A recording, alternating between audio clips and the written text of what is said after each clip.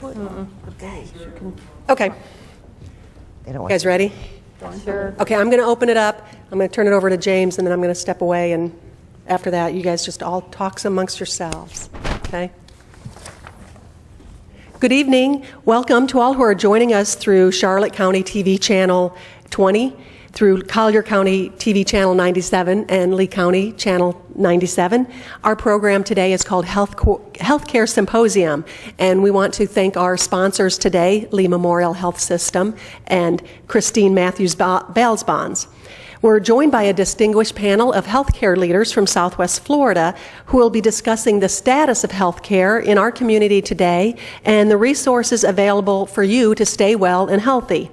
Our discussion will be about the Trauma Center and emergency services, and it will be led by James Green. James serves on the board of directors of the Lee Memorial Health System, representing District 5. He was originally elected to this position in 2000 and currently serves as the liaison to human resources. In addition to serving on the board of directors, he is the owner of JEG Consultants, a grant writing firm that develops grants for clients throughout the country. James? Thank you very much, Mary. First of all, I'd like to welcome our panelists, which I'll introduce later. Secondly, I'd like to welcome our audience here today in the county chambers of Lee County. And thirdly, television viewers.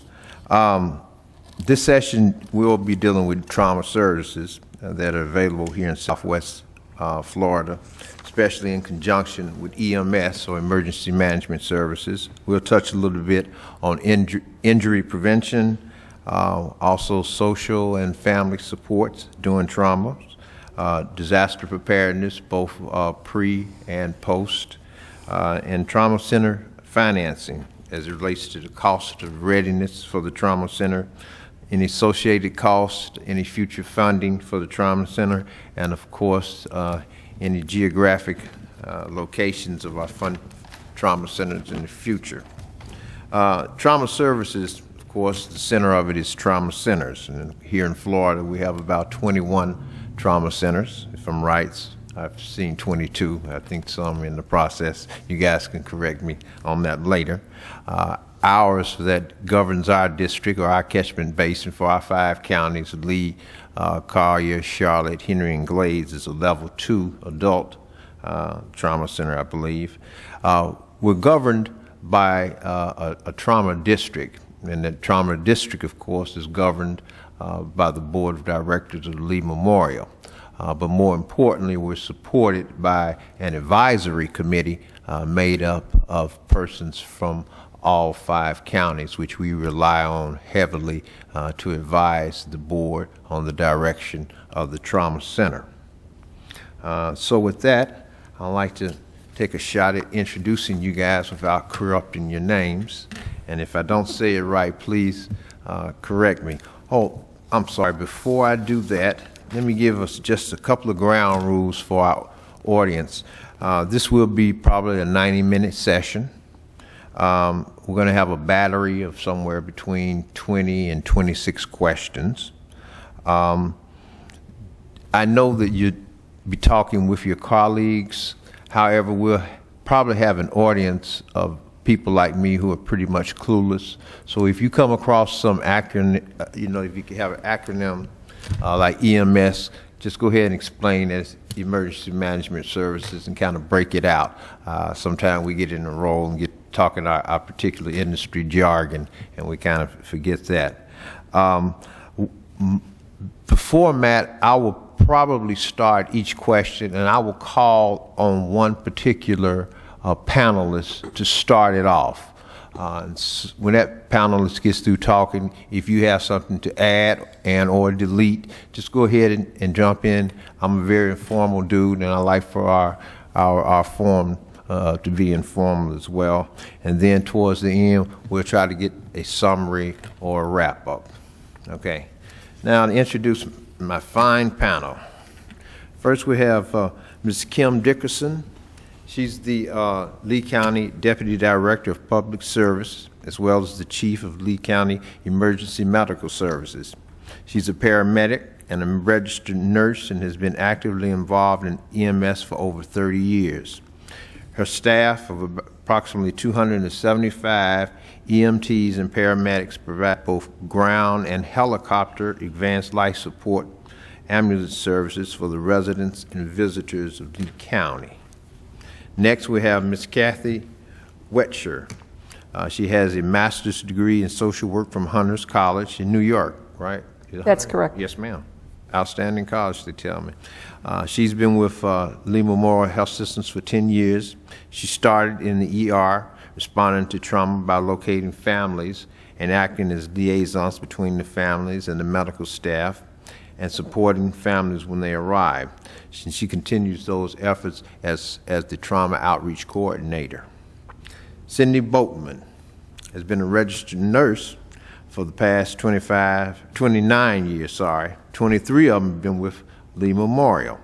She has a passion for making Southwest Florida a safer and healthier place to live.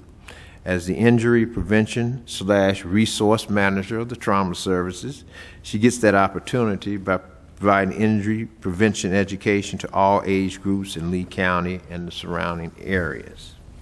Mrs. Mary Ann Taylor is the Deputy Chief of EMS Operations, Fire and EMS Training for Charlotte County Fire and Emergency Medical Services. She has more than 24 years of experience in EMS operation and has taught at several area institutions. She specializes in pre-hospital medical care, but is also a credentialed fire services instructor. Ms. Connie Bowles is Lee Memorial Health Systems Disaster Preparedness Coordinator. She has held this position for 7 years. Prior to that, she worked as an emergency department RN for over 20 years. She is the administrator of the Federal Task Team Florida 2 Disaster Medical Assistance Team and for our Region 6 State Medical Response Team. Dr. Mikola Sheck. Is that close enough? Not even close, is it, Doc? I will take any reasonable facsimile. This is why we call him Dr. Drew, because of that. Everyone calls him Dr. Drew. He's with Lee Memorial Health Systems Trauma Surgeon Group and has been the medical director for the Lee Memorial Trauma Center since 2001.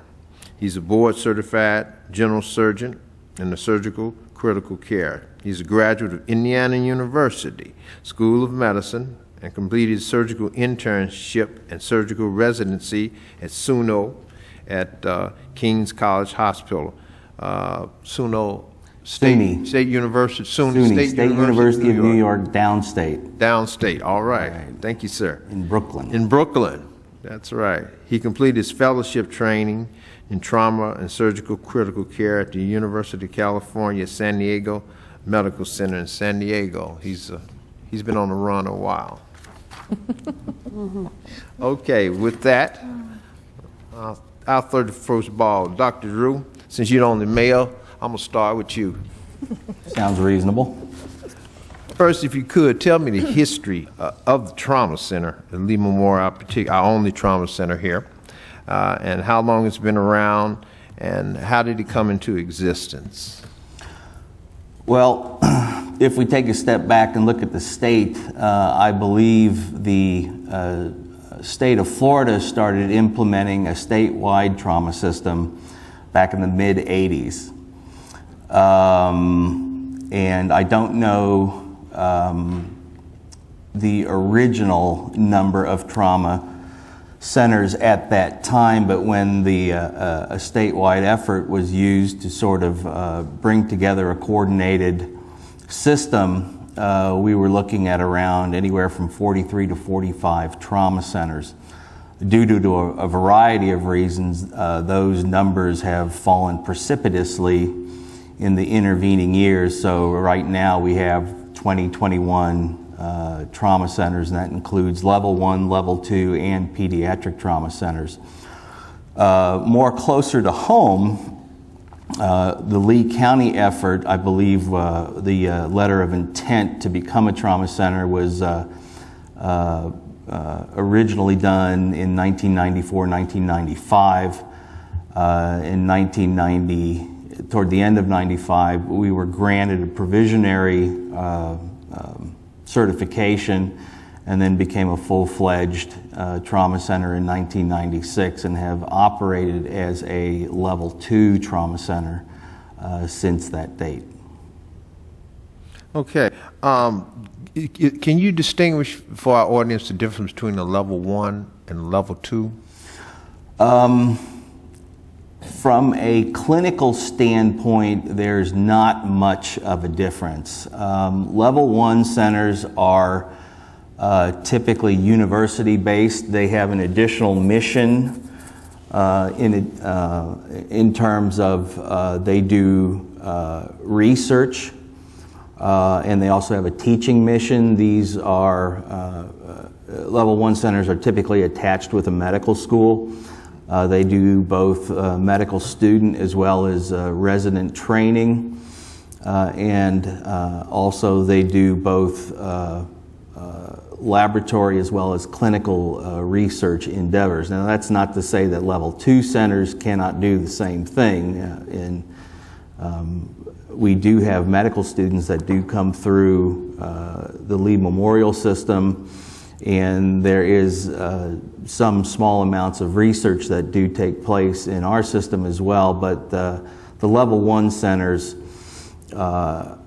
it's more out in front and is basically a three-legged stool, if you will, in terms of their trauma mission. The university-based systems also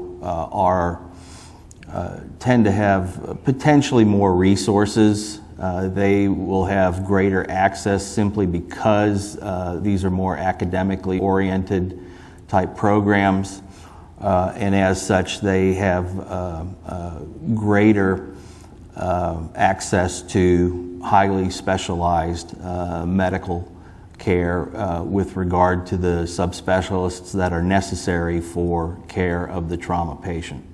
Okay, I have one more question before I move on with you. It's a common question that a lot of people ask me, especially about signage. They'll see trauma center and then they'll see emergency room. So can you kind of give our audience the difference between a trauma center and emergency room? An emergency room is basically pretty much what it is. If you have a medical problem and you need to see a doctor right away, you typically will go to an emergency room if you can't get access to your primary care physician, or it's something a little bit more severe or complicated that can't be taken care of in an office. A trauma center is a hospital that has all the necessary resources that is required to optimally take care of an injured patient. For example, it consists of more than just an emergency room, although a lot of the initial care for trauma patients takes place in the emergency room. A trauma center also has to have resources in terms of operating room availability, intensive care unit beds. It also has to have access to 17 different subspecialists that is required by the state in order to take care of an injured patient, depending on what type of injury they may have. As an example, if somebody has a heart attack, you can go to an emergency room, or you can go to a hospital that's been accredited as a cardiovascular center of excellence. The difference being, in an emergency room, they can give you your morphine, they can give you your aspirin, they can put you on a beta blocker, which is a type of medication that they typically will give somebody with a heart attack. They'll put you on oxygen and they can at least temporize it. But in a cardiac center of excellence, these centers also have the ability to do invasive procedures, both diagnostic and therapeutic, pretty much at the drop of a hat, within hopefully 30 minutes, that they can actually pinpoint the area of where the lesion is, and they can either ameliorate the effects of the heart attack, try to make the long-term effects much less, or if required, they can fix the lesion either with balloon angioplasty by opening up the blockage, or by taking the patient to surgery and bypassing the blockage with an open heart procedure. In essence, this is the same sort of thing that happens with a trauma center. You can have significant injury and you can go to an emergency room, and the emergency room doctor will, be able to give you pain medication. They'll be able to do some diagnostic work depending on what their resources they have available, as opposed to going to a trauma center where you have specially trained trauma surgeons who have spent 1 to 2 years of additional training just learning how to recognize and deal with specific patterns of injury. They know how to prioritize injuries in the happenstance when patients who come in with multiple injuries, what do you deal with first? In addition to that, the trauma centers have all these other resources in terms of CAT scans, special types of x-rays, MRI scans. If the patient needs an operation, we can, once that is recognized, we can typically get the patient upstairs to the operating room in less than 5 minutes. If the need arises, and have all the equipment there at the ready. If the patient has a significant injury that requires subspecialty services, the two most common being a significant closed head injury that's going to require a neurosurgeon, or broken bones that's going to require an orthopedic surgeon. These folks are on call and are responsive within 30 minutes of being notified, and can get the patient up to surgery if need be. In addition to all of the ancillary folk in terms of specially trained respiratory technicians, x-ray technicians, specially trained nurses. All of our nurses have special training, typically in trauma nurse, critical care, and there's one other type of certification that escapes me, but they are specifically trained for trauma. Our emergency room physicians are not only trained in ACLS, which is the cardiac life support, but they're also trained in ATLS, the Advanced Trauma Life Support course. So they know how to appropriately manage these patients, at least initially, if a trauma surgeon is not immediately available. So it's something that involves the entire hospital. A trauma center is an entire hospital that has multiple resources at multiple levels, as opposed to just a single emergency room that'll deal with a specific type injury or other medical emergency. Okay, Doc. Very complete. Thank you. Kathy, Ms. Wexler, I got one for you. Who is the typical trauma patient? What's their demographics? Typical trauma patient actually could be anybody. It could be you, it could be me. The vast majority of our traumas happen to be motor vehicle crashes, motorcycle crashes, ATVs, off-road vehicles. Almost all of our traumas come with families. Falls. Falls, excuse me. Motor vehicle accidents and falls are the make up more than 60% of the trauma patients that we have coming in.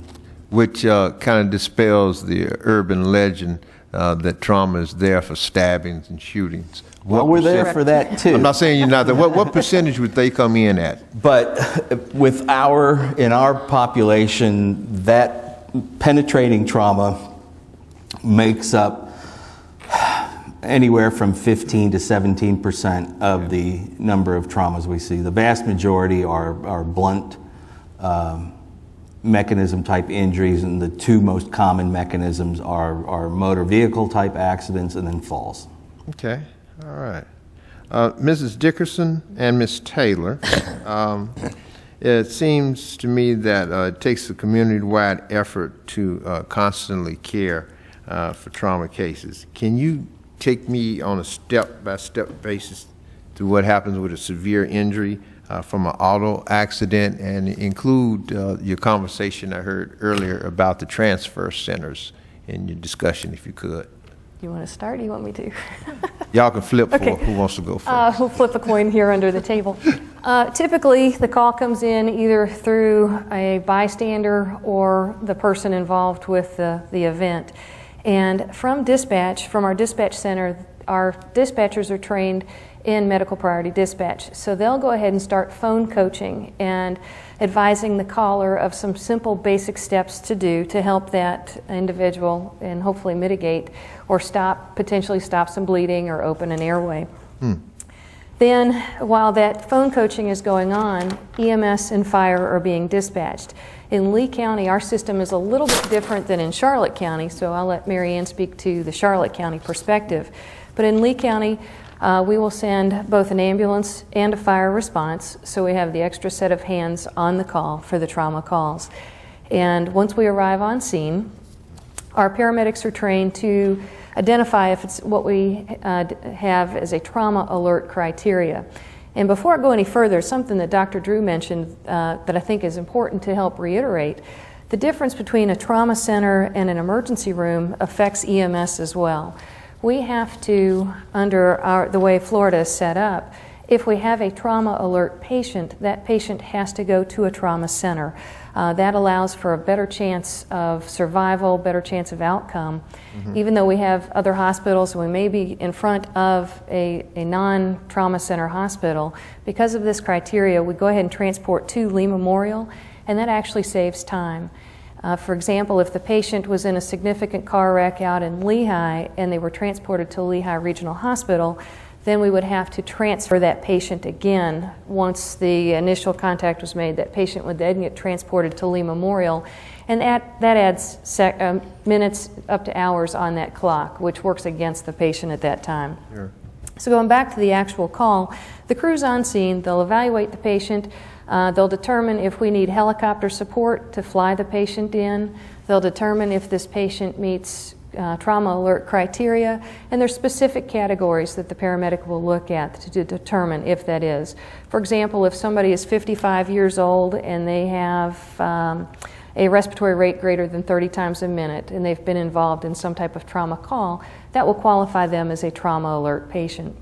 So once that's made, we work under a goal of 10 minutes on scene. We call it the golden 10 minutes from an EMS perspective.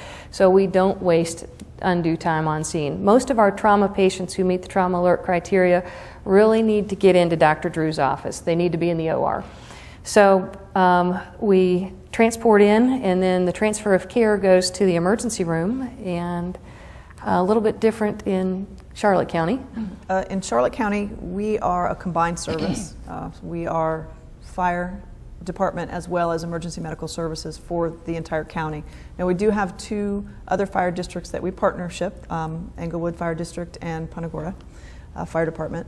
But the majority of the calls in the county, we respond as a team. We have paramedics on 8 of our engines, and we have 11 frontline ambulances staffed with paramedics and EMTs. A little smaller service than Lee County, but so when we do respond, the call comes in all the same as Kim mentioned. However, when we respond, it may be a fire truck or an ambulance that gets there first, depending upon the location of the stations that the crews are responding from. The majority of the time, we do have a paramedic on scene first from our fire engine, and they'll begin care. There's also many times a lieutenant on that apparatus as well, who will coordinate the scene for safety reasons, hazards that may be coming from the vehicle itself, to make sure that there's no hazardous chemicals, no fire hazards, anything like that, keep the crews safe and the patient safe. And then the crews will go about either extricating the patient, getting them to the appropriate center. If it is a trauma alert patient, we do not have a trauma center in Charlotte County, so we transport our patients to Lee Memorial, and we partner with Lee County and their MedStar program to come up and take our trauma patients. So our Golden 10 minutes, are a little bit longer in Charlotte County because we will wait for a helicopter, but the helicopter is usually there within about 15 minutes coming from Lee County, depending upon the location in Charlotte County. And we have a simultaneous dispatch of MedStar, depending upon key words that the dispatchers hear upon that initial call from the scene. And then when our folks get on scene, they will confirm the need for the helicopter. So. Okay, I have two backup questions for you. Okay. Does Charlotte County share any trauma distribution with Tampa, or do all of yours come to Lee County? We will send major burn patients to Tampa. Okay. We'll send pediatric patients, depending upon the age and the injury, up to All Children's or Bayfront. But the majority of our trauma patients do go to Lee Memorial. Okay, I appreciate that. And another everyday people's question, people always wonder, and you touched on it earlier, Mr. Dickerson, when the fire truck, they see the fire truck comes to your house, and they also see the ambulance. And of course, I heard you say that's for an extra set of hands. Is there any other particular reason, or how would you address what I always hear sometimes? Isn't that a duplication of services? Do they need to have all those people there? And so you have any comments, either of you, as it relates to that? I do. First off, we work with 19 different fire districts, and it really takes a coordinated effort to have that partnership, as Mary Ann referred to. So we meet regularly on multiple levels to make sure that the communications are working. But there has been a lot of comments of why do both agencies respond, especially now that the financial challenges that we all share as far as running agencies. And we've been working with a pilot program, particularly in the south part of Lee County, with our low priority medical emergencies. As I mentioned earlier, our dispatchers are trained in medical priority dispatch, and we're working on trying to stop sending both resources to the call. For example, the broken finger doesn't need a lights and siren response, and it doesn't need a whole cadre of staff on scene. And through this pilot program, we're confirming that we feel comfortable that we don't need to have both agencies, or we don't necessarily need to have lights and sirens going to that. But going back to the trauma call, by having both fire and EMS respond and work together, most of our fire departments do have a paramedic on the engine. So if they do get there before we do, as the transport service, they can begin to initiate care. In the case of a motor vehicle crash, they may start focusing on the hazards. There may be fluids leaking from the vehicle. There may be extrication needs where they need to use the jaws of life to pull that victim out of the car. So they may be busy focusing on the actual scene events to remove that patient from the vehicle or from wherever we find them. And the paramedics off of the ambulance are getting things ready. They're getting their IVs set up. They're getting all the equipment set up so they can receive that patient, go ahead and backboard and begin the transport. And it really has to work seamlessly. Communications really have to be effective between both agencies, and together we do a good job. Chief, you did a good job of answering that everyday people's question. Thank you very much. Good, I'm done. Okay, we talked a little bit about the transfer. Ms. Buttman, Cindy. All right. Sometimes people hear, people in medicine refer to as the golden hour, and we know we talked about the golden 10 minutes as well. How does that relate to mortality? The golden hour is extremely important because the golden hour does not start the moment you have treatment get to you. The golden hour actually starts the moment you have your crash. So we're already losing time out of that hour to give you the best ability to get back to your regular activities of daily living prior to your crash, and to give you the best chance of survival. A lot of people don't realize that. They think that golden hour is actually when they hit the trauma center's back door. We're starting behind the 8 ball, so to say, because we've lost time. And we do very well as far as mortality.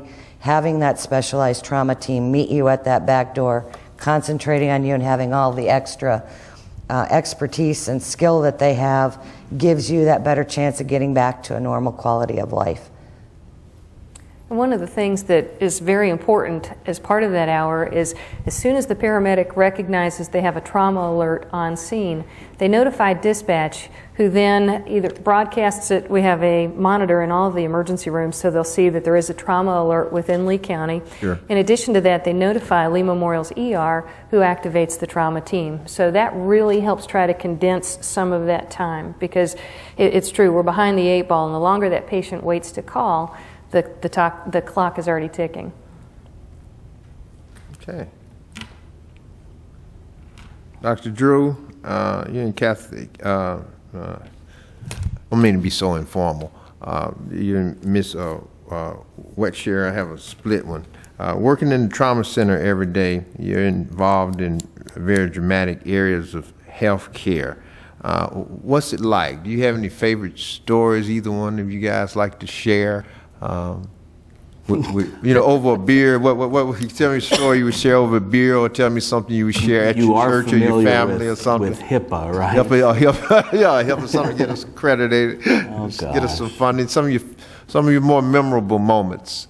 Well, unfortunately, at least for me, the more memorable moments are the ones where we did not manage to save the patient.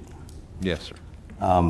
Those are the ones that tend to stick out more, at least in my mind, and those are the ones that you try to learn from it, and part of being a trauma center is to go back and review these events where the outcome was not optimal, and see if there was anything from either a clinical standpoint or a system standpoint that we could have improved upon. That is a very critical component of trauma care, is that ability to go back and sit down with all the participants and review the case almost with a forensic intensity, that really we take the case apart piece by piece, starting with the pre-hospital care. We look at what the inciting event was, what the mechanism of injury, what the transport time, what type of care was provided in the pre-hospital arena. How long it took for the patient to actually come into the trauma center, what was the initial decision making, how were the injuries discovered, how was the care plan implemented or triaged, if you will, what had first priority, what had second priority, and so forth. What procedures were actually done in the emergency department, in the operating room, in the surgical intensive care unit, and all the way through, be it, if the patient only survived 6 hours or whether they survived 60 days and then ultimately expired. We have numerous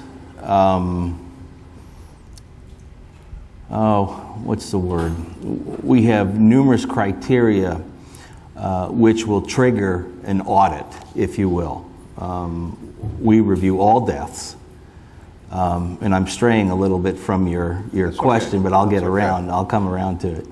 But it's more than just the deaths. If anybody has an unplanned trip to the operating room, that gets reviewed. If a patient has an unplanned, if once they are discharged from the hospital, if they have an unplanned return due to a complication, that gets reviewed. If they have a serious complication that's a potential threat to their life or may lead to a significant or permanent disability, that gets reviewed, and so forth. So, with that being said, those, at least for me, tend to be the cases that stick out more in my mind, probably more so as an emotional response rather than anything else. I'm happy to say that we do have a fairly good outcome when you take into account the type of population that we serve.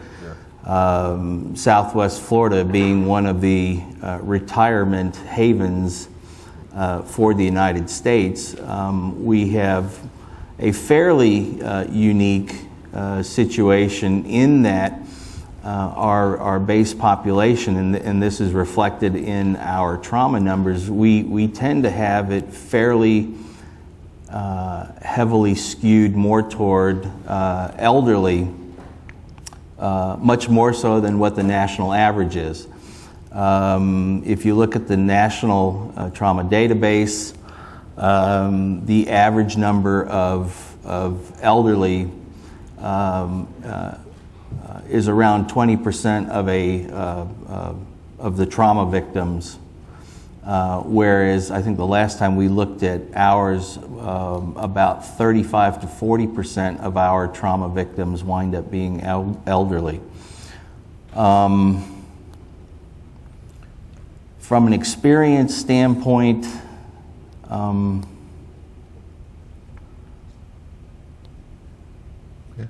All right. Everybody has a different experience and a different, emotional response to a lot of this stuff. I got you. I got you. Did good. Now that Dr. Drew has depressed all of us, Kathy and Connie, give me some upbeat stories, if you can think of any. That some Rather than Downer Drew. About a year and a half ago, we started some outreach services that are actually bringing an awful lot of wonderful success stories to the table. We have about 25 people that are starting to participate in a number of outreach programs and sort of becoming their own support group. They've been telling their stories to one another and their experiences. We're starting to get people from other trauma centers besides just here at Lee. But it's really nice to hear the successes, the fact that people have spent 40 days in a coma and graduate with a high school diploma. Doesn't mean that works that way for everybody, but I guess I'm lucky in that I have a position where I see the hard work that the physicians and the nurses put into saving the patient. I get to deal with the family, and now it sort of comes full circle, and I get to see the survivors and the families and see how well they're coping, what they've done, and the fact that so many of them are starting to pay it back. I tell you, I remember when back in 2002, when Lee Memorial went for our failed half-cent sales tax referendum to support the trauma center. A lot of the survivors of the trauma, I guess that's the best word for survivors, were really out front on that, trying to get the public to understand the importance of that. Have you guys done any like reunions or of survivors, or do y'all do any follow-up later with them? Right? Well, that's what we're starting to do now with the outreach programs. All these folks are looking to want to pay back, and they're getting in touch with people that are current traumas, and they're training and becoming mentors. They're providing comfort bags. We're getting out and being represented out in the community for a lot of the motorcycle events and some school activities and events. This past year, we had a luncheon to celebrate the successes that we see in trauma. This coming year, it's going to become a dinner event and a much larger event. And these folks just have amazing stories, and down to the very last person you talk to, their comment is always, you don't know about the trauma center until you need it. and then you wish you knew about it beforehand. They come back, they help, they want to be out in the community, they want to be telling their stories. They so enjoy getting together on a monthly basis and making plans and trying to keep the trauma center out there for the community in all 5 counties. We've got people that come from all of the 5 counties, and they just love talking about what happened and how they could make it easier for other folks if they happen to need the trauma center. It's great stuff, Kathleen. Connie, you got anything you want to throw at me on that? Well, I never worked at Lee at the trauma center. I worked at Cape Coral ER, but I think it's always rewarding when you take care of a patient and they, they're admitted or they're discharged, and you never know what happened afterwards, how they feel about it. And it's great when occasionally they would walk back in the ER and say, "You were my nurse, and I remember you, and you really had an effect on me." So I think it's those times that you really feel very grateful for your job and what you do for the community. It's real humbling when 6 years later they come back and they go, "I remember you." And you just don't think you have that kind of an impact on somebody until 6, 7 years out they tell you you did. We see so many people, we don't always recognize the faces right away. I find it interesting, I don't know about Dr. Drew or anybody else, but you remember the circumstances before you recognize the face, and then it all kind of comes together for you. The injuries. I've had patients and their families run up to me in Publix, and Dr. Drew, and sometimes it's a little embarrassing because you don't recognize or really remember. And then they said, "Remember, I was the guy with the closed head injury and the busted pelvis, and I had both broken ribs, and you had to operate on me 3 times." "Oh, yeah. Once they tell me that, I can pretty much remember it. But of course, at the time we're typically seeing them, they're have a slightly different appearance in that they're sedated in a hospital bed with tubes coming out of everywhere, and it's sometimes hard to recognize people like that. But we have one question from an audience as well. In the prior, let's see. Okay, now it's on. In the prior session on the Children's Center, they described the Children's Center as a hospital within a hospital, and how would, in terms of the trauma center versus the ER, in terms of physical location, is there a way you can differentiate? An average person could tell where? How would you describe the physical difference? Well, I mean, the difference with the pediatric center is they actually have a separate physical location. That's not the case with the trauma center. We basically share services with. Any patient can go into the CAT scanner. It's the type of resources and the special training that the people have at that particular hospital and the availability of those people that make up what a trauma center actually is. Also, we have the 2 separate trauma bays that are specifically set up for trauma within the emergency department center. And we're able to expand that to actually 4 bays if we need to within a matter of seconds because of the way the equipment is all set up. Cindy, while you're talking, I got one for you. How about that? You deal with prevention. Of course, that's the best way to deal with any type of accident. What programs do we have in place for injury prevention? We have multiple programs in place. I do have one partner that works with me. Our major focuses, though, are because motor vehicle crashes are our #1 trauma alert. They're also the #1 cause of death for anybody aged 1 to 44. We do multiple different driving programs. One is our high-risk driver program, which is court-ordered. That program helps to fund our young driver program, which we provide for kids that are 15 to 21, just going to be getting their driver's license or have only had it a short time. We're trying to educate them on what the real consequences are, why they need to stay focused on the roadway, and that it isn't just them, it's everybody else on the roadway with you that you have to watch out for. We also do a defensive driving program, and we have a program that we offer for our mature adults to try to keep them driving longer but safer. On top of that, because falls are our number 2 trauma alert, and 1 in 3 individuals over the age of 65 will fall this year, we are very much into a community-wide program, working very closely with EMS, our fire departments, and other organizations throughout the community. We have what we call Stepwise Lee, and it's a program for mature adults, although we want everybody in the community to be educated on it, because if they see someone that they think might be having some problems, we have the resources for them to call so that we could actually have an evaluation done of that person prior to them falling. So it is a program we've done. We've really kicked it off in the first quarter of this year, and in that time we've seen a 1% decrease in our falls. That program is available, as well as all the other programs we do, to all 5 counties that we cover. The other big program that we're doing, and we're just kicking that off, we have more people that'll be trained at the end of September, is our GATE program, which is our youth violence prevention program.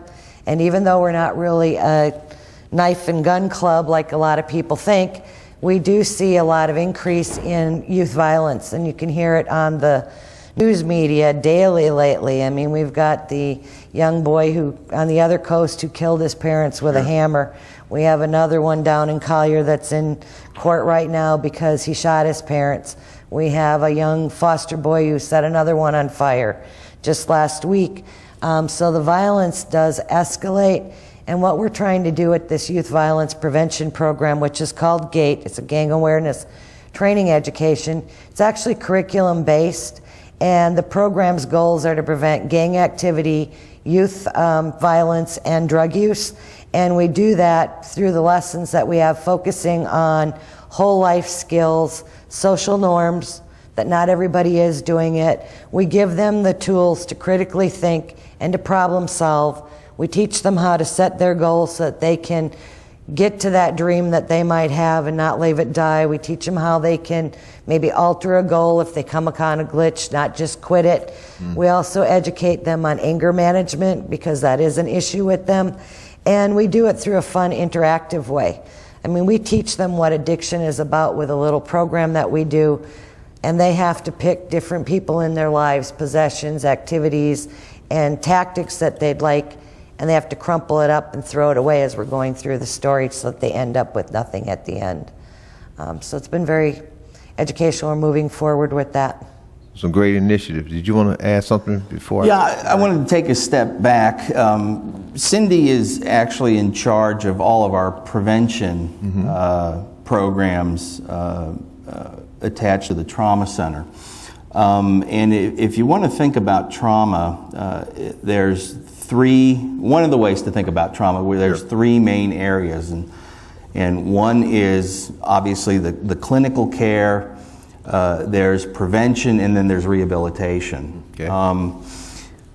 The reason why we have those 3 things, and most specifically prevention, is if you go back, there's a fairly famous trauma surgeon by the name of Don Trunke, who's been around, it seems, for ages. But back in the 1970s, he did a very interesting study excuse me, that looks at when people actually died following trauma. And what he found is that the trauma deaths have a trimodal distribution. They occur seconds to minutes after the injury event. The second peak is hours to a few days after the injury event, and then you have the third peak is weeks to months after the injury event. The second two, the hours to days and going out to weeks, this is stuff that's primarily related to clinical care. Is there something we could have done to improve our interventions that would have potentially saved that trauma victim's life? But the one that's seconds to minutes these patients are dying before they even get to the trauma hospital. Many of them are dying before even EMS shows up. Therefore, the only thing we can do to help alleviate that particular group of patients is prevention. And that's why prevention is so important. Okay, take the instance of a severe motor vehicle accident. You have somebody, typically if these patients die out in the field, it's the two most common causes of death is they have a severe brainstem or very high spinal cord injury in which they can't breathe before somebody is able to get there and they wind up dying from asphyxiation. Sure. Or they wind up tearing the main artery coming off their heart and they wind up bleeding to death before they even can get to the hospital, okay? Well, if they weren't wearing their seat belt and sustained those injuries, there's not much we can do. And their studies have shown over and over and over again that if you do not wear your seat belt, you are more likely to have those injuries. Whereas if we can go out into the public and educate them and say, hey, wear your seat belt, okay? Take that preventative step. That's one less patient that's going to wind up in that first peak. And that's why prevention is so difficult. And trauma is really one of the few jobs, specialties that I know of that actively go out and try to put ourselves out of business. I got you. You're not getting off that easy, Cindy. I have two everyday people questions for you. Yes. Okay. One, if I were to take any of the courses, for lack of a better word, or participate in any of the programs, can I get a discount on my insurance, and or does any of it count towards court credits or court mandates or anything like that? For the high-risk driver program, it counts for your court mandate because it is court-ordered. Okay. We do allow people, we've had a couple businesses that wanted their employees to go through the program. They gave us a donation, went through, we give them a discount, and then they present that to their insurance company. Our defensive driving program that we started basically was for our employees at Lee Memorial, and that was to meet insurance purposes. So that would be something, you get a certificate, show that to your insurance company.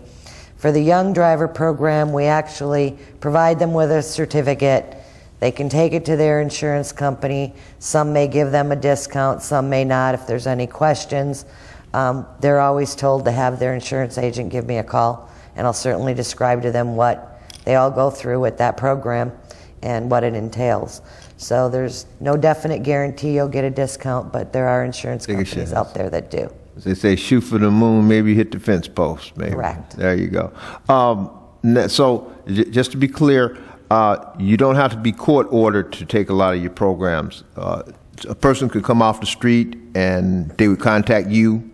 They would contact me, and we'll give them the dates when the programs are available.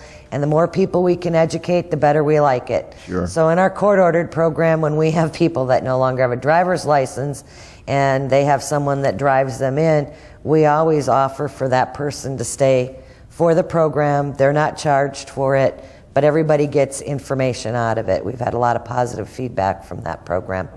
Okay, one more, I'm gonna let you go for now. Everyday people question. We see these commercials, started back, I've fallen and I can't get up, but now they have the commercial, and I think it's so great, where they have the mechanisms around the neck and also on the wrist. Have we been involved in that? Are we involved in that? Are we going to get involved? Anybody got any stories as it relates to that? Lee Memorial Health System already does LifeLink. We do that through our older adult services, and we certainly recommend that in our Stepwise Lee program that we are bringing out to the public. It's very crucial, especially for somebody that is living on their own, to have that availability. My mother has one of those. She doesn't live in Florida, but she lives out of state. And that's come in handy a couple times for her to be able to push the button to let somebody know that, yes, she did fall, she needed some help. And you have a team of people that they have the numbers to, they can respond and get them over there without having to call 911. And the person doesn't have to lay there for an extended period of time, so it's very critical. Okay. The nice thing about those systems, I've got a friend whose mother has one. The technology has developed in such a way that it can detect a fall before you actually fall. Wow. And it's alerting who's ever on the other end, and then they try calling you. They've developed that because sometimes you fall and you're unconscious and can't Can't get up. get up and Can't get up. and let them know you've fallen. Sure. Oh, that's great. You know better than to talk to me, right, Kathleen? You know better than to talk to me, so I got something for you, okay? There you go. There you go. There's a psychological side to any trauma. So what resources are in place to help a patient cope? And you can throw the family in there as well, too. Psychology, helping the patient and the family cope with the trauma. Well, there are a number of support groups throughout all of the counties. There are statewide organizations that follow brain-injured patients. Through our outreach services, we are starting to provide, for the last 7, 8, 9 months, we've been providing the outreach services that are filling a gap that local people have felt for a while. It does a family a world of good when another family can come up and say, I've been there, I know what you're going through. They don't take the professional role, they take the everyday person role, and they're able to say, this happened to me 6 years ago, 12 years ago, 5 years ago. These are things that you're going to want to think about, worry about, plan for in the future, and pay attention to whatever your professional people are telling you. There are support groups for the survivors. We're starting to provide those things also. Anybody that's looking for a support group, they can call us. We can try to set them up with a group within the community or let them know about what we're offering.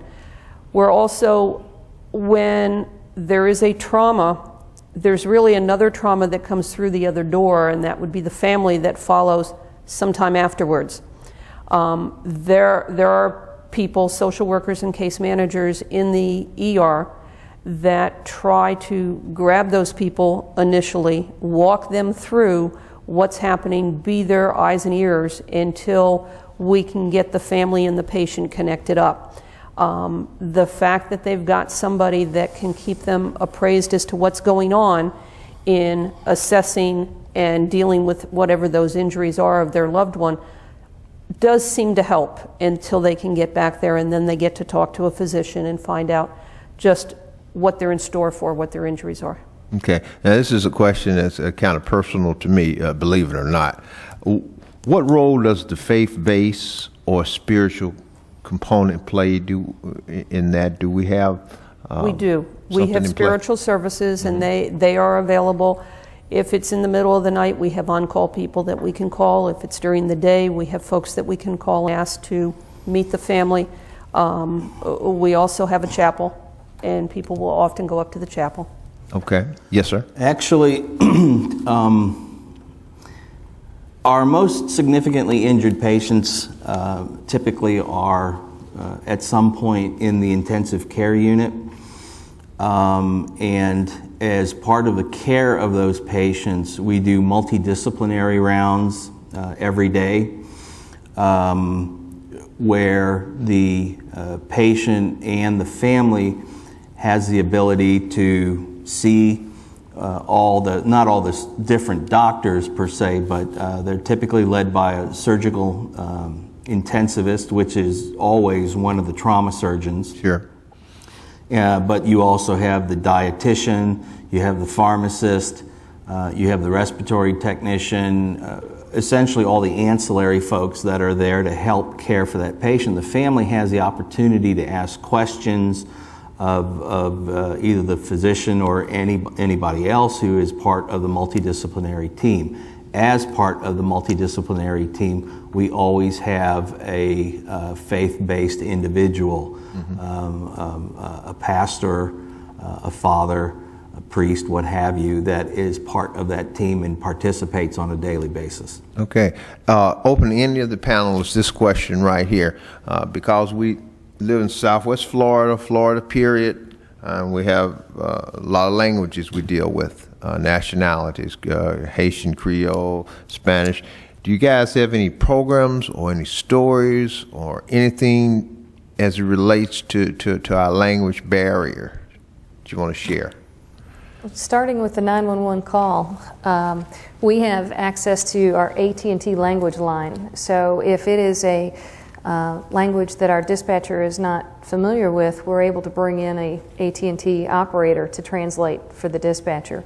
We also have the TDD line as well. So if it's somebody who, yes, I'm drawing a blank on the actual. That's the one it's for the deaf. teletype, so they can type sure. in for that. So we're able to communicate. And fortunately, we do have some dispatchers who are very fluent with Spanish. A lot of our paramedics and EMTs are bilingual as well. So that helps us in that effort to communicate. And in the hospital, there's translators available too. We do have translators on call. We also avail ourselves to the same AT&T line if the need arises. Thankfully, though, generally we can find somebody who can speak the language and help us with the translation. The two most common foreign languages being Spanish and French Creole from the Haitian population, but I think I've seen just about everything from we have a fair amount of German visitors, but we've had Portuguese, we've had Chinese, Korean. We've had just about. I've been here for about 10 years, so we've covered most of Europe and large parts of Asia. You know, me and my friends, we speak jive. Do we have somebody? we do have a few folks that speak jive. Speak the brothers. Yeah. Good. Connie? I was going to say, in addition, Lee supports cultural diversity, and with that, we have a lot of our employees that speak the different languages, and they can be on a volunteer list and can be called up at a moment's notice because they're working, and they'll be able to respond to the ER quite quickly. You know, this must be serendipity because, Connie, I was getting ready. You're next. All right. Yeah, you're next. You work with preparedness. Homeland security is a big thing now. Disasters, elevated coded levels and everything. Tell me how you prepare for a disaster for our community, how the hospital prepares, who's part of it. Okay, I love it because I love my job. Good I'd for like you. to talk about the hospital preparedness program. And everybody that knows, right after the 9/11 tragedy, the Department of Homeland Security was developed. And with that, the funding, which is the federal grant funding, started coming down to the different states, down to the different agencies to prepare for terrorism. So it came down to law enforcement, EMS, fire services, and so forth. And that was your tax dollars that come back to the different agencies to help us prepare for terrorism. So the hospital preparedness program started in 2002 because the agencies that are responding to the site need that, but also the hospitals are ultimately going to be the receivers of those victims of a terrorist attack. And so that was created in 2002. Now, I'll explain that the funding comes down from the feds to the states in the form of a grant. From the states down to the different hospitals, it comes down in the form of a contract, and there's a difference there. Understanding that they don't just take some money, several $1,000s each year, and give it to you. Sure. You actually sign a contract, and Jim Nathan signs the contract, and that allocates deliverables that we need to do for the state of Florida. And it's sponsored by the Department of Health. And with that contract, there's different focuses, strategies that the state will focus on.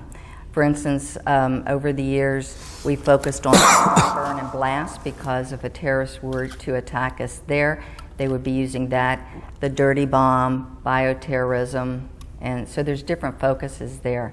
They provide us with that funding, and we buy equipment, we do exercises and training. And what I want to point out is that that Lee Memorial has embraced this program since it started in 2002. And because they've embraced it, actually my position was created for that, and I took this position in 2003, that the equipment, training, exercises, and funding that we've got has total, last time I figured up, a little over $3 million. When the focus was on terrorism, and fortunately we haven't been involved with that in this area, it also opens up to all disaster preparedness. So the equipment, the training exercises that we're receiving focuses on the wide range, everything from hurricanes to mass casualty, and also including bioterrorism.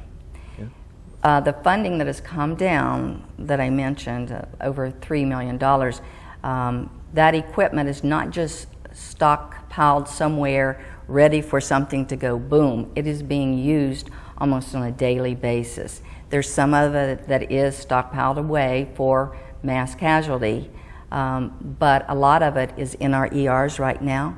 It's also at the trauma center in the ICU. There's some burn supplies.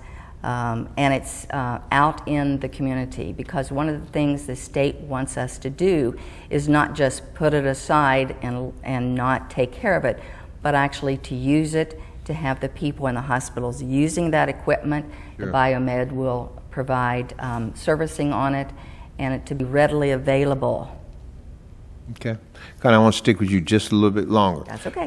Since we're a healthcare system, which means generally we have multiple hospitals, what is the role of Cape Coral Hospital as it relates to emergency disaster readiness? Don't they have a certain designation that none of the other hospitals have? We're known as the, you can call it decon or hazmat hospital. And the reason being there, and this also started right after 9/11 and the hospital preparedness program, when the state looked at the different hospital systems throughout the state of Florida, chose one in each region and asked them to be a bioterrorism and a decon receiving hospital. And we're in Region 6, which is from Naples up to Sarasota, and we're the big hospital system in this area. So they came to our system and asked us to participate in this, and that was our option. Lee Memorial chose to participate, and because of that, a lot of that funding came to our system, not only to Cape Coral Hospital, but all of our hospitals. So Cape Coral Hospital is the decon receiving hospital, which means that when we have an incident, a chemical exposure, any type of agent that is released, even though all of my hospitals have had the training and can receive contaminated patients, sure, we prefer the bulk of them to come to Cape Coral Hospital. That was chosen because, well, Lee is our trauma, so we want to keep the contaminate away from there. Health Park is our pediatric and our cardiology, so we want to keep that area clean and so forth. Also, with Cape Coral Hospital, on the ER services, we have 2 board-certified toxicologists, and those are the people that you want to bring your questions to or to treat a contaminated patient. Of course. Okay, back to my 2 chiefs. Everyday people question. Do all of the hospitals, or what's the role of the flight path for helicopters? Do you guys have any special requirements for FAA in terms of, just... Guess it's going to fall to me, huh? So, Our helicopter does have preference when they're responding to an emergency call to be able to take off. It depends on where the incoming aircraft at Page Field is. our pilots are able to get clearance from the tower for takeoff.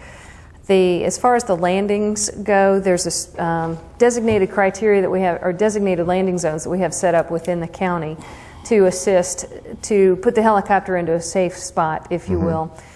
The fire departments are responsible to act as a landing zone controller, so they can help control the traffic, we can stop the traffic, they can help stop bystanders, because everybody's more interested in watching this helicopter come in than possibly the hazard that's going on around them. Sure. And as everybody here at the table is aware, unfortunately, we crashed a helicopter back in August of 2009. And since then, we have put in some very sophisticated safety equipment in our helicopter and have also beefed up our landing zones. For example, in Lee County, we have 72 islands, many of them only accessible by boat. But the bigger islands, we have set in pre-set landing approach patterns. And forgive me, I don't know the actual title of it, but it's a GPS approach. Okay. So now in inclement weather, the pilots will be able to come in the same approach every time to the island, Upper Captiva, Boca Grande, Sanibel, Captiva, those islands. So that should help really improve the safety of our responders going to the calls. Okay.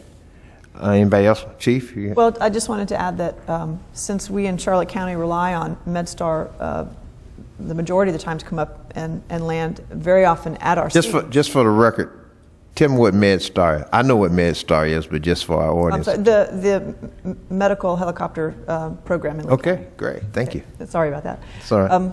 So we rely on them to come up and transport our trauma patients down to Lee Memorial, and very often they'll come and land right at our scenes, which can be a dangerous place to land. We do participate in training with the crews, the helicopter crews and the Lee County medics, and they're very nice enough to come up to us. Very often we will go down there and participate in safety training, familiarization with the ship, interaction with the crews, the flight crews, and it's just very, very beneficial for us. Fire is extremely helpful, especially when we're responding to the trauma calls. We can't necessarily get to that designated landing zone. If it's on I-75, for example, we need to have a partnership of law enforcement and fire to be able to shut the traffic down so we can safely land the helicopter. But if you are able to identify a 60 by 60 area that is free of wires and flying debris, we can set that helicopter down. 60 by 60. That's Okay. as tight as we can go. We would Right. prefer the 100 by 100 just from a safety standpoint, but we've got some very experienced pilots that can put those helicopters into All right. spaces that sometimes you go, wow. I got a wild question for you guys, anybody. Whenever, like when President Obama and I know former President Bush came to this area quite often, and I know the advance teams supposedly come out and touch base with the different hospitals and agencies to let you know if anything happens, this is where you're going. Anybody got any stories you want or can share with us about that? Not really. We've Am I getting too deep? Am I almost getting too deep on today? Lee Memorial has almost always been the hospital of choice when any presidential or high-profile candidate is coming to the area. Earlier days, they used to switch and put in a white phone in our little space that we had in the emergency department that was a direct line to the White House. So we always used to tease that we were going to pick it up and talk to the president directly. But yeah, they go through a whole criteria. It's certain people that become the core team for that the president or the presidential candidate that's here in the area. And that's all handpicked and gone through. But they would be a level 2 screening process for that. Okay, thank you very much, Cindy.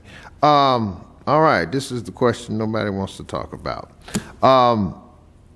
Financial challenges. We know that back in 2002, we went for a half-cent sales tax, basically because we're the largest public hospital in Florida that does not get direct public funding. And for the audience, what I mean by direct public, we know you pay your various income taxes to go to the federal level, and then it trickles down.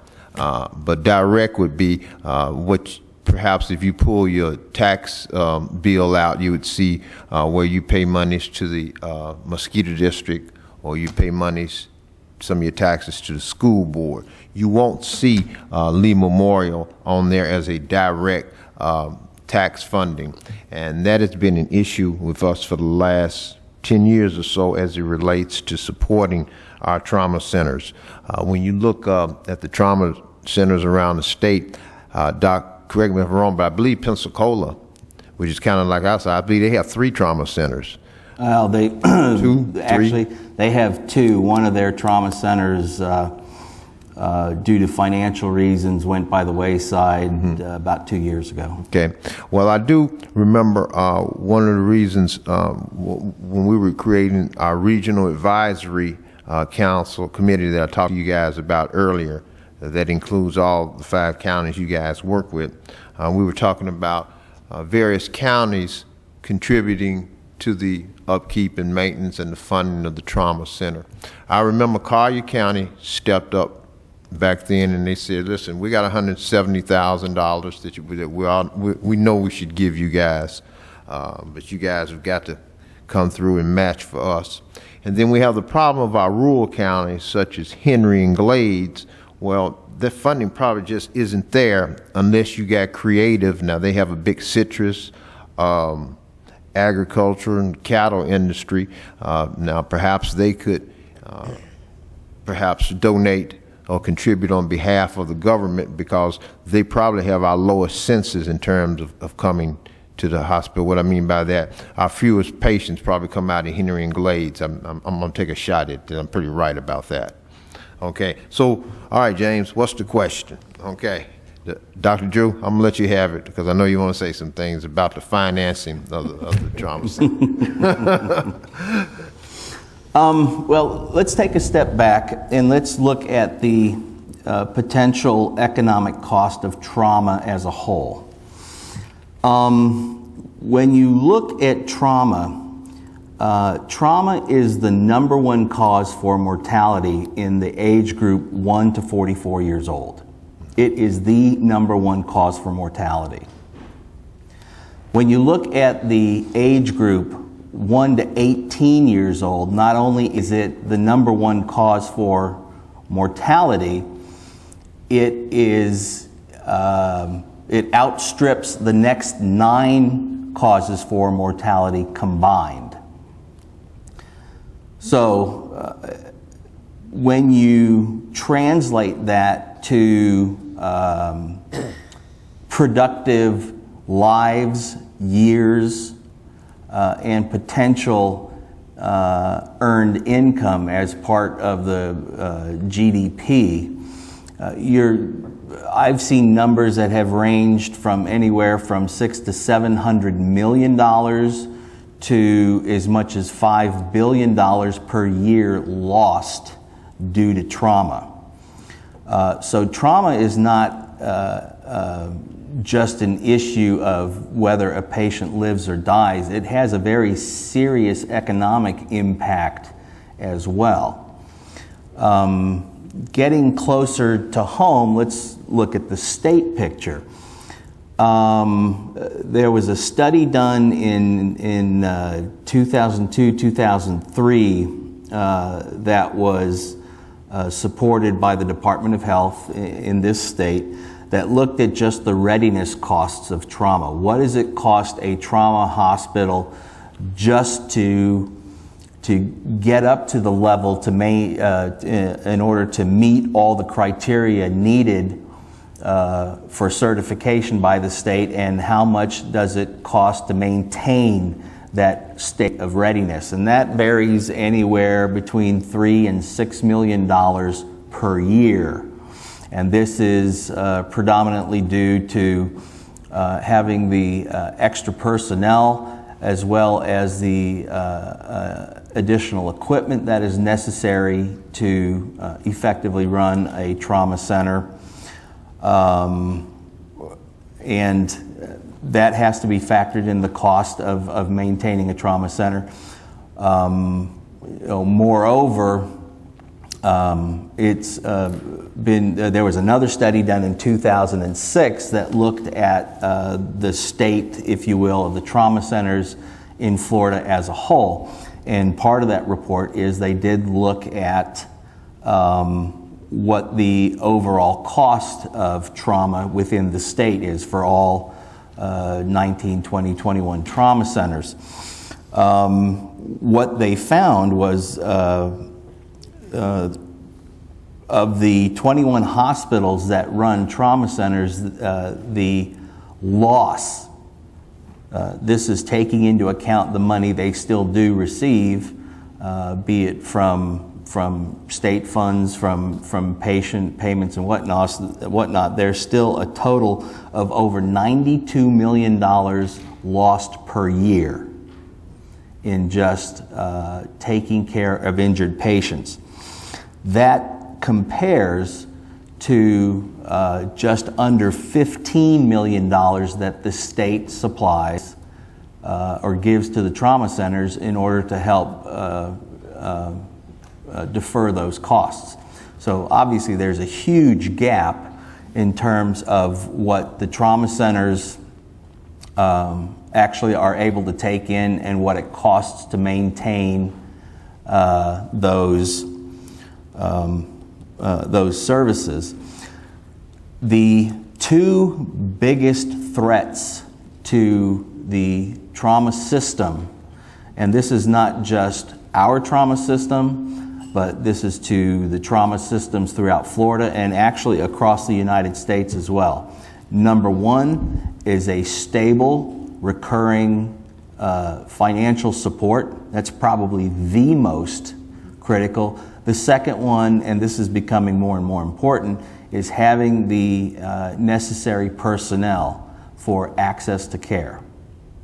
And part of the reason why subspecialists don't want to participate in trauma care is the unfunded issue, as well as taking care of trauma patients will then cut into their normal day-to-day activities in which they are actually producing services that brings in income for their own private practice. When you look at our situation specifically, there were a lot of issues involved with that half-penny sales tax. The problem at the time was that we could not avail ourselves to any type of mechanism by which trauma alone could be funded. At that time, that half-penny sales tax that was going to support the trauma center also had to support general emergency services, had to support prevention measures, had to support... It was about 26 different things about law. There was, everybody was going to have a slice of the pie. My understanding is that since then, the state legislature has provided us options through which just the trauma center can receive funding through a local taxing initiative, but the details of that is beyond the scope of my knowledge base, if you will. Can you tell us a little bit about the funding that is in place, specifically a little bit about the red light? There are a number of programs that have been instituted within the state that do supply funding to the various trauma centers. The calculations of which have to do with, number one, how much money you actually receive from the state is based on, number one, how many patients you actually see, and number two, the severity of those injuries for those specific patients. Those funds typically derived through motor vehicle type infractions, reckless driving, which includes speeding, I think, in excess of 20 miles an hour beyond the speed limit, running red lights and so forth. Part of that money is set aside to be distributed to the trauma centers based on those equations. Okay. But like I said, the total amount of state funding for the 20 trauma centers amounts to less than $15 million a year. Tell me this right quick. how much do we get from those infractions, red light funding, and how much of a loss do we run? Let's just take last year's. How much did the Trauma Center lose last year, and the monies that the monies from the red light law and any other laws, how much do they contribute to that loss?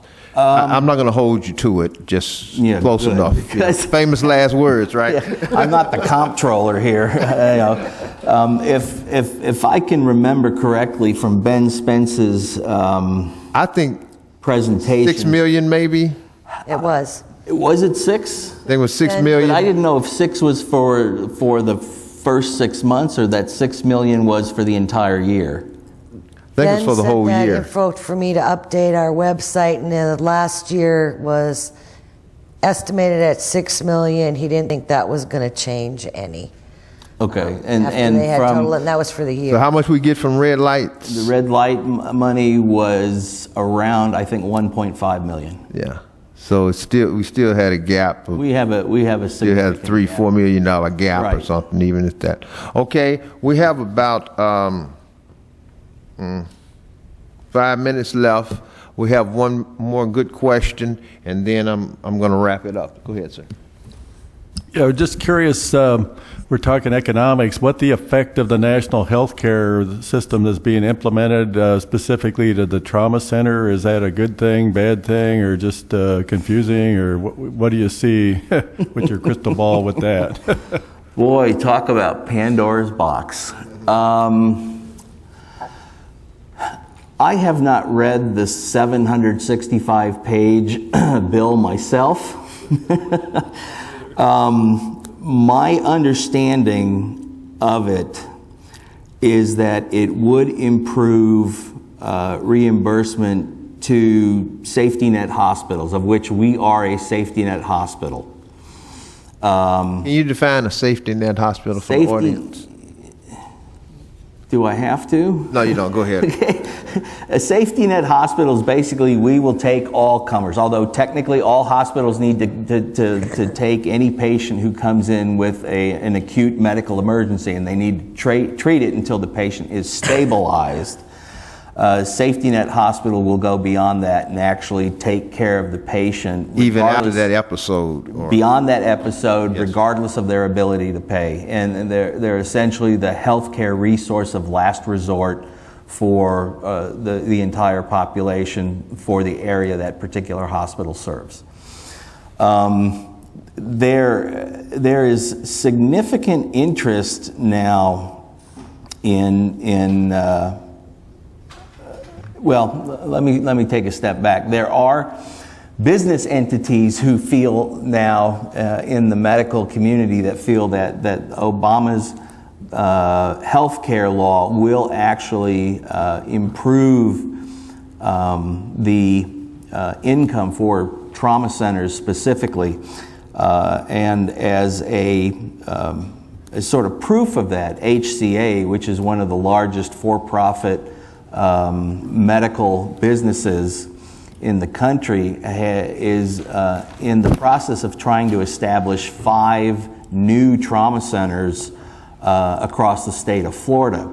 The only problem is that they're basically picking and choosing where they would like to place their trauma centers. They're not doing so based on population needs and whether or not there is an existing trauma center. The problem with that is that if you now stick a second trauma center in direct competition with an existing trauma center, you may wind up having a disaster in that both trauma centers may no longer be able to be financially viable, in that you've split the population in two, and you may wind up with no hospital or no trauma center in an area that had a good functioning one to begin with. So, but I think that speaks to the fact that there are fairly significant players in the game now who think that Obama's plan is going to help. Okay, thank you with that. Listen, we've come to the end. I think we had a very good. You guys are sharp. Connie Bowles, Disaster Preparedness Coordinator, Ms. Cindy Boatman, Injury Prevention Manager, Kathleen Welcher. Wetcher. Wetcher, I'm so sorry. Case manager for Lee Memorial, Dr. Drew, and I'm not even about to try your last name. Chief Taylor, Charlotte County, thank you for driving down and being with us. And of course, Chief Dickerson, it was a pleasure meeting you guys. For the audience, this re-air dates in Charlotte County TV on Channel 20, all times at 7 p.m. The first showing will be Thursday, July the 28th, and also on Friday, July the 29th. The second showing will be Thursday, August the 4th, and Friday, August the 5th. Collier County TV Channel 97 to be TBA. Look for air dates on Collier County local government website. Here in Lee County on Channel 97, the first air date will be 7 p.m., 7 to 10 p.m. on Wednesday, July the 27th, Thursday, July the 28th. The second air date, same time from 7 p.m. to 10 p.m. will be Wednesday, August the 10th, and Thursday, August the 11th. With that, we say good evening. Thank you. Thank you.